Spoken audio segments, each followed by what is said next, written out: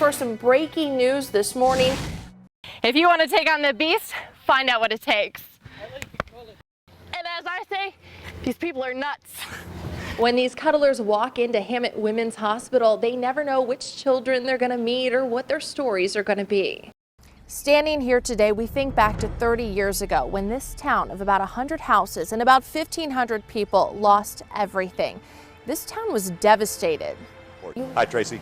Hi, Sean. That's right. I'm here to show you the magic behind it all. I'm in a place we call Master Control, and in a time of Thanksgiving, we're focusing in on the volunteers that make our community such a special place to be. Nothing is left of the auction house that was supposed to be packed this afternoon with local farmers. This is our top story today on Jet 24. Dave Belmondo was in Sherman this morning and is live in our newsroom with that report. Hi, Dave. And now we're going to go for a run. Let's go.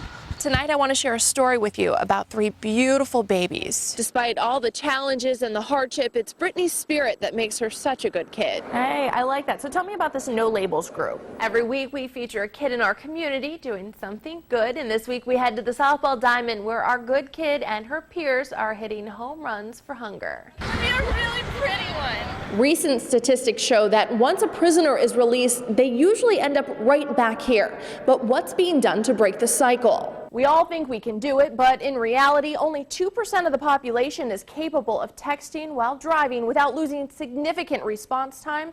And the bottom line, cell phones and driving do not mix.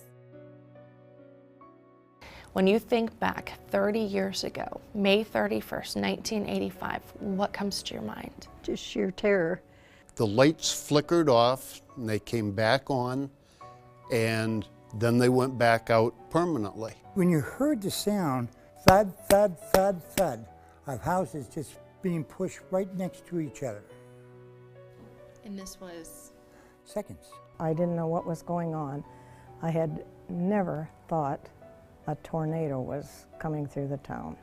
As soon as it was over, we got up and went out. There were houses laying in the middle of the street, trees everywhere. You could not see the main street from there, and it didn't seem real. What was it like the next time you walked through town where the devastation struck? It was horrifying, just horrifying. Up to this day, I still can't just quite remember where everyone's house was.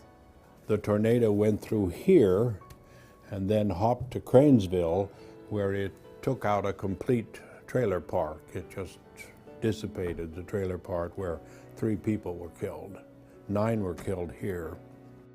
It was nearly 3 decades ago that residents here dedicated this memorial to the 12 people who lost their lives in that natural disaster that changed this town and their lives forever. Now it reads in part, "No one is so rich that he does not need another's help.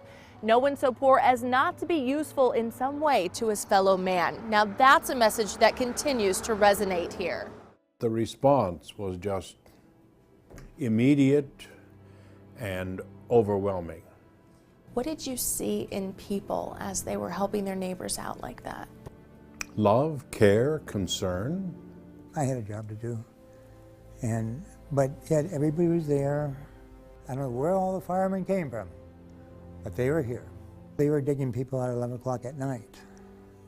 I witnessed how they worked together always, and I saw it truly, in motion. The community fell into place almost as if it had been rehearsed, but a rehearsal couldn't have pulled it off like that. And all these things going through your mind, you have a responsibility as a responder, and the same way with the firemen. A lot of those people lost their homes. I don't know if any of them directly lost a family member, but they all had to do their job, and they did it regardless. Caring. And that was evident here. People cared. Who is hopeless today that needs their hope restored? Who needs a hand up? Not a hand out, but a hand up.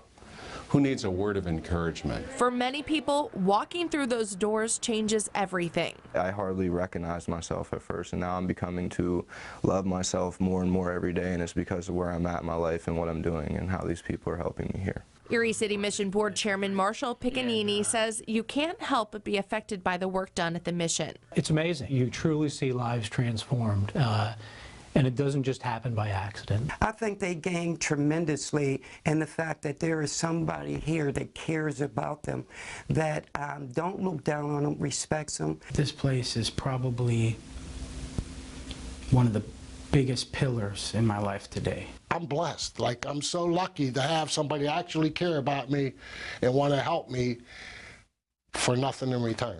And though his life is taking him in a different direction now, Pastor Rick Crocker has left his mark at the Erie City Mission. He's come in with his sleeves rolled up. There's been an immediate impact as far as the improvement of the city mission. After spending about 3 decades in our community, Pastor Rick Crocker says the Erie City Mission has been a huge blessing in his life. I go home at night physically exhausted and emotionally drained, but with such a sense of satisfaction that together I, along with the people who serve with me, really are making a tremendous difference in people's lives. The ever so humble Pastor Rick says he's learned a lot along the way. Others have helped me, and I've received more of a blessing than I've been able to give. Serving our community for 104 years, the City Mission has a long-standing history in our region, and Pastor Rick has helped to pave the way for future generations. He has established a great and firm foundation based in the love of God that will last for decades. I will look back forever grateful for this opportunity. Traci Teudhope, Jet 24, Action News. It's 10 miles of scaling walls, trudging through mud, and making your way through the sandy beaches of Presque Isle State Park any way you can. It's definitely enough to push you out of your comfort zone. I like to see people challenge themselves in a way that they didn't think they can do. And the Beast on the Bay is a great platform for people to really try something different. Anytime you take on a challenge like this, tackling the Beast, it takes some serious training.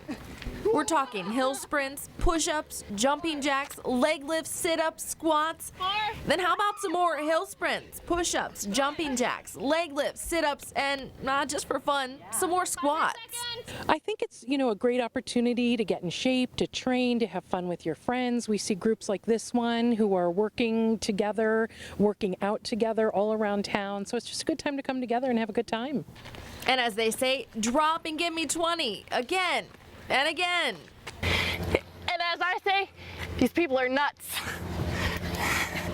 This week I met up with a team of about 70 people. They call themselves Krause's Crazies. How many of these are we doing? 100, right? Oh my gosh. And they've been training 3 days a week all summer long. So, Beast on the Bay, just a couple weeks away already, working hard here.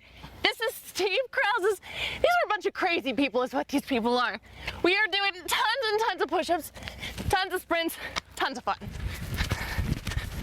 The people at the Barber National Institute that put this grueling obstacle course together guarantee a good time. We're really excited to see everybody come out, have a great time. We hope it'll be a challenge, but we also hope it'll be a lot of fun.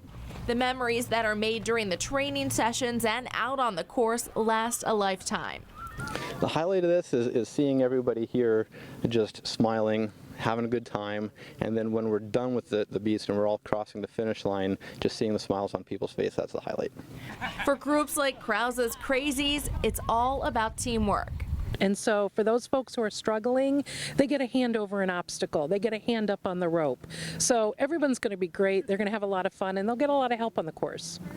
And even if you don't make it all 10 miles, at least you can be part of the fun and help support children and adults with disabilities. What we're saying to them is come out, give it your best shot. If you can't make it, get on the trolley. We'll take you back up to the after party. So I gotta tell you, this is a lot of hard work. These people say we're sticking together and they're gonna complete the Beast on the Bay. Pretty cool.